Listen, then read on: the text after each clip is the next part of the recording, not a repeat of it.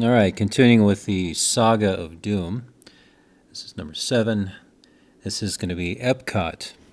So after we left Animal Kingdom, we hopped in the car and we reused our parking ticket for the day and drove over to Epcot. Our goal was to try to hit as many parks as we could that day. We were going for very specific rides. Guardians of the Galaxy was the big one. So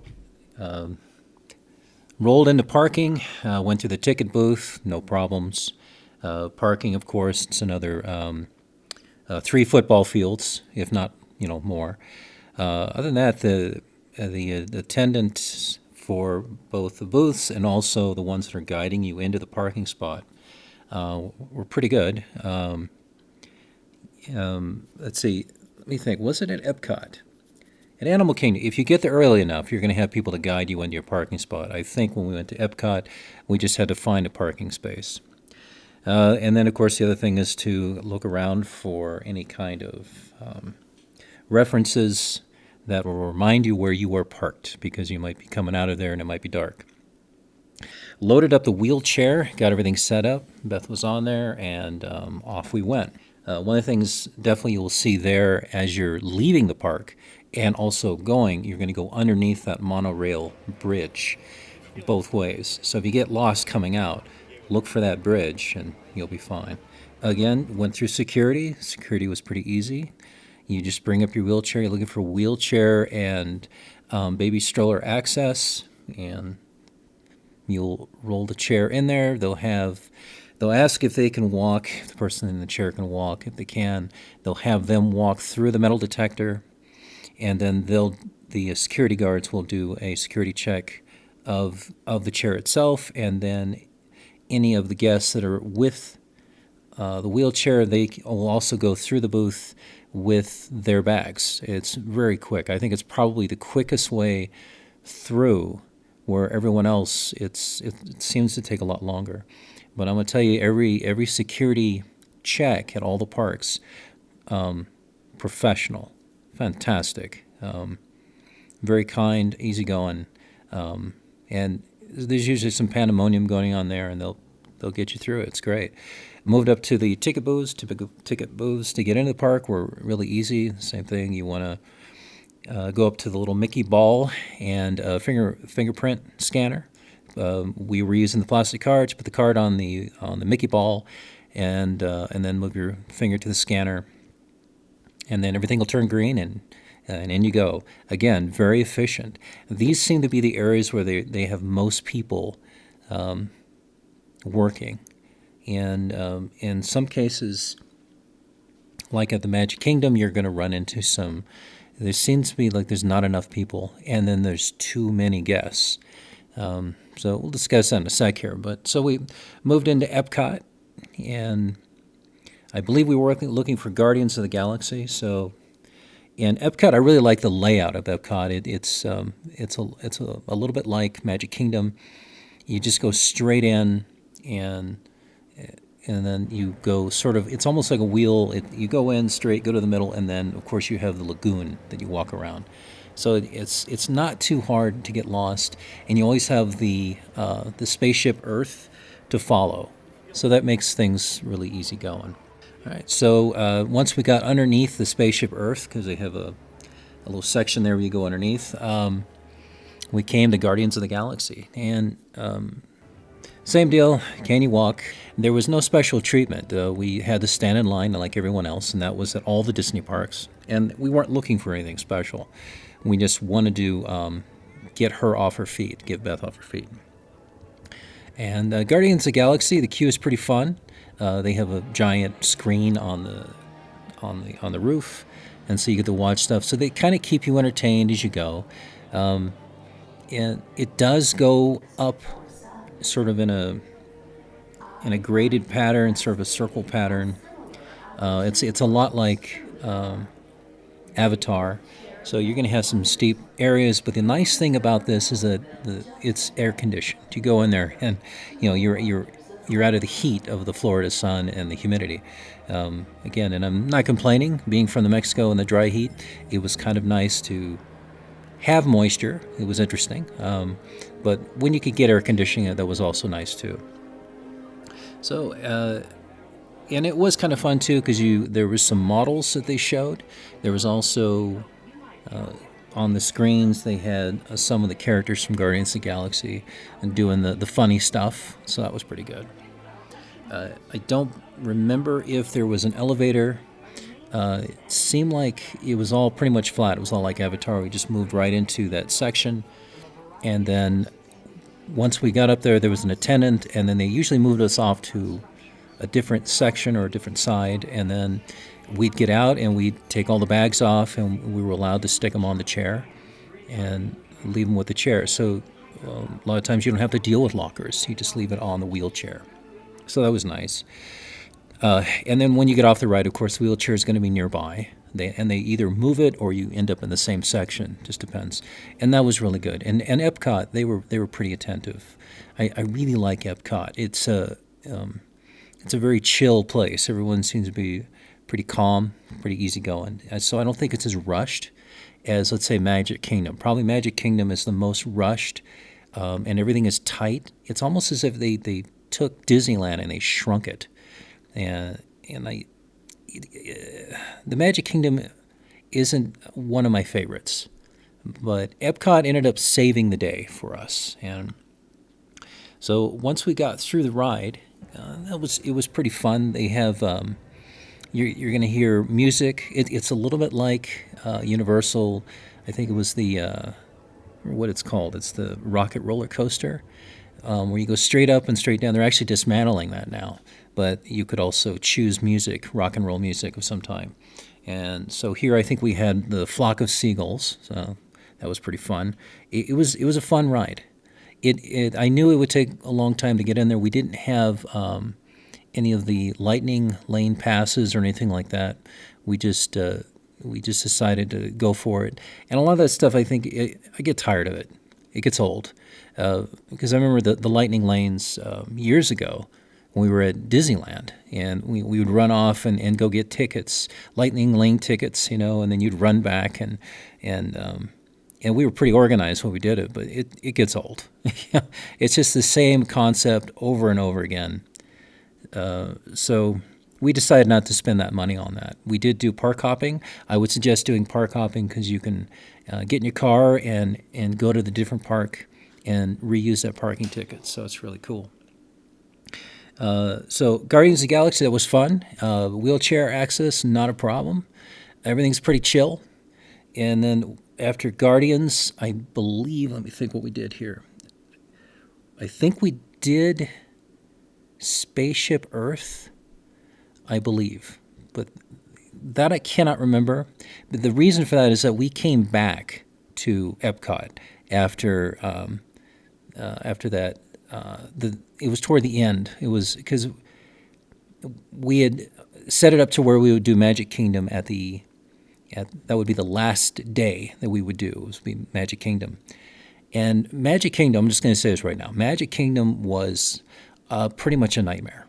The boat ride over, because we took the ferry, nice, pleasant. We got there early, everything. You get there, rope drop, and it's hordes of people. And lots of baby strollers. I mean, there's almost one baby stroller for every person. It was crazy.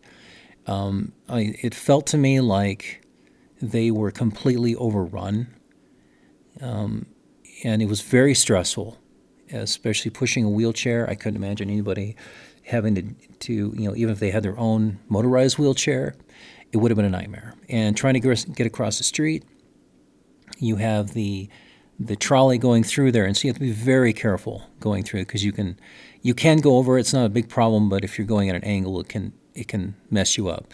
And there's a curb where you go from, I think that's where the train station is. So you have the middle section right in there. Well, the curb, there were a couple times when it almost went straight off the curb, and I was able to catch it each time. But it's it was really chaotic. Even though we went into one of the stores, it was insane. We were wanting to get mugs for some folks back home, and we ended up setting them down. It was just, and of course, people when you're in a chair, they don't look down. They're busy looking at somewhere else, so it's like laser focused to what they're going for, and they'll run you over. I felt like the folks at Magic Kingdom, the guests, were very rude, very demanding, and I was not pleased at all. So we had a hard time at the Magic Kingdom, and we actually went back to Epcot. We were just going to go back to the motel. That was going to be our last day with the parks, and so I was about ready to give up. And Beth said, "Why don't we go to Epcot?" So we went to Epcot because we hadn't done Soarin' yet. We'd forgotten to do that one, so we headed back. So I don't remember if Spaceship Earth was in there or Soarin' was in there, but we did head back that last day.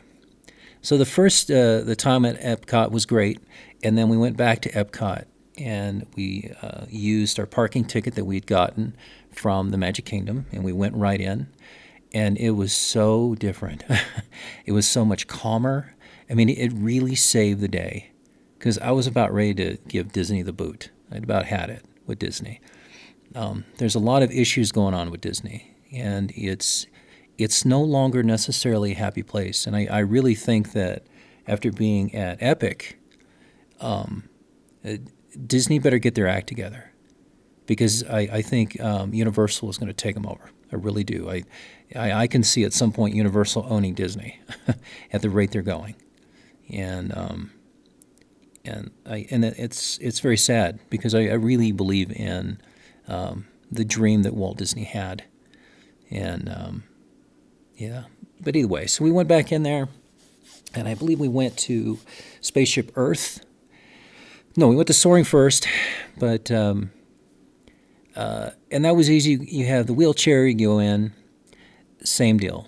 They ask you if you can get out of the chair, and everything was just a straight shot right up to the ride, of course. With the Soarin', you just sit in a large bench-type bucket seat. You look and you hook your way in. There's no elevators. It's great. In fact, our wheelchair was just pushed off to the side, and we were able to just put all our stuff in the wheelchair. And there are baskets underneath the Soarin' ride, but we left everything in the chair and left it off to the side. And again, oh man, Epcot, great folks. Not as hectic as the Magic Kingdom. So Soarin' was great, and then we got off of that, and I think we went over down toward Spaceship Earth, and went in there. Now, with Spaceship Earth, that was interesting because you don't actually go through the main entrance. You do a side entrance, and that side entrance will lead you right into, I call it like the game area. It's where they have a lot of video games, a lot of different things to discover and look at. The Discovery Center, yeah. And we sat there for a little while, and we ended up having to, the way they set it up, you left the chair there, and which was a little bit concerning because it was sort of in the game room, and it felt like it wasn't necessarily being watched, but I think it was. And so it wasn't a big deal, but we left everything on the chair, and we went ahead and gone into Spaceship Earth. And the unique thing about Spaceship Earth is that the whole thing, it looks to me like it's all on one big track. So at any point it stops, the whole thing shuts down. So you might be up in there looking at Egypt or whatever, and then you're going to have to wait because they have an issue down at the bottom where they're trying to get people on and off of the ride. And there was a case where there was a lady who had been in what looked like some type of accident, and she was in a chair, but she had a neck brace and everything. I mean, she was really messed up, and they were able to get her on that ride. It was really impressive. Great crew. They were really great crew. But Spaceship Earth, it's a good way to go in and just kind of chill out. It's a little bumpy, it's kind of old, it's kind of retro, but I still love it. Love going through there.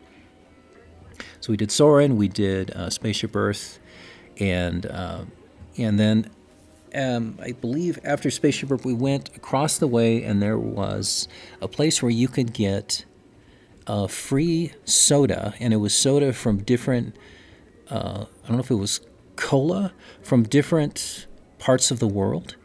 And you walk into it's like a store, and you walk in there, and they have a whole bunch of soda fountains all the way across.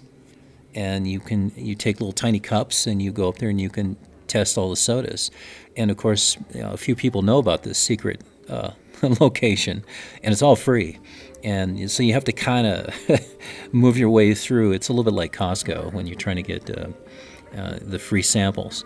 And then off to the back is they have a little restaurant there. It's just for drinks and sodas. We ended up getting a float, and it was great. People actually walked up and were asking, "Where'd you get that float?" So that was pretty fun. And in fact, if you still have some ice cream at the bottom of the cup, you can go over to the other sodas, the testing sodas, and you can put some of in there. So that was pretty good. So after the soda part, we went ahead and just started walking around. We were walking around the large lagoon area there, and we decided to go. We started to stop at I think it's the United Kingdom Pavilion area, the England land, and that was really fun. We walked through the pub, and it was really tight for a wheelchair, which is fine. I'm not complaining. We were able to get in there, but there's a lot of people, so we decided to get out of there, and we walked through some of the stores. There was an English store there. We walked through that. That was really fun. The whole thing was really, again, it was chill. It was very relaxing. It was a good way to end it, and we decided to get some fish and chips, and there was a place in the United Kingdom Pavilion area where they sell fish and chips, and it was fantastic. We just got one thing of it, and then there was three of us, and we all just shared it. And down below from that, it's a little restaurant. From there it's right along the water line there, and they have tables and stuff. I would, definitely go do that. Get your fish and chips and go down there and sit at one of the tables and just look out at the water. We were playing with some of the ducks. The ducks would come up, and we toss them some food, and there was like a long beaked bird. I don't know what it was, but it was kind of mean. So we were kind of helping out the ducks, and that was pretty fun. And then once we finished that, we went ahead and continued just walking around the lagoon there, looking at all the different lands. And at one point it started to rain, and so we were able to whip out the rain gear again. And I think we had it put on, and we were walking out, and there was like a little girl going, "I don't know why they wear that stuff." And the reason why you wear the rain gear that we brought is that all the people that don't have rain gear, they're going to get inside, and they're going to have to stay where they are. I mean, unless they want to run out and get wet, that's fine. Whereas when we don the rain gear, you can continue walking the park, looking at things, and there's hardly anybody there because they're all inside. So you now have a wonderful opportunity to just kind of enjoy the park without a lot of crowds. That's why you bring the rain gear. So that worked out pretty well. So all in all, I was happy with Epcot. It isn't necessarily one of my favorites. I always felt it was kind of boring, but now that's completely changed it for me. And to give credit to the folks over at the Magic Kingdom, I know that it's a hard job, and to me it's too small, and it feels like they're running on a skeleton crew. And there was an incident, and I even told that to one of the attendants there, and I was probably just talking to the choir. So I don't know what's going on with Disney. I mean, I kind of have an idea, but I know these folks. I know they're trying to do their best for what seems to me like they don't have enough people to get it done. And so Epcot saved the day. So I will, if we ever go back, I think Epcot will be the last thing we do in there, or we'll just go back to it, however. So other than that, exiting the park, it was fine, again, and rolling right out. I think we went underneath. Always look for that monorail underneath, the monorail bridge, and that will help you kind of find your way to parking, because you will get lost. And that worked pretty well. After after we did Epcot the first time, we actually were able to get 3 parks done in one day, and it was Animal Kingdom, Epcot, and then we went over to Hollywood Studios. And then, of course, we returned back to Epcot after our last day. And so that was, I strongly suggest doing park hopping if that's something that you want to do. And just drive. Drive to those locations. That way when you come out, your car's there. So, and after that, that's pretty much, so the next one will be about Hollywood Studios.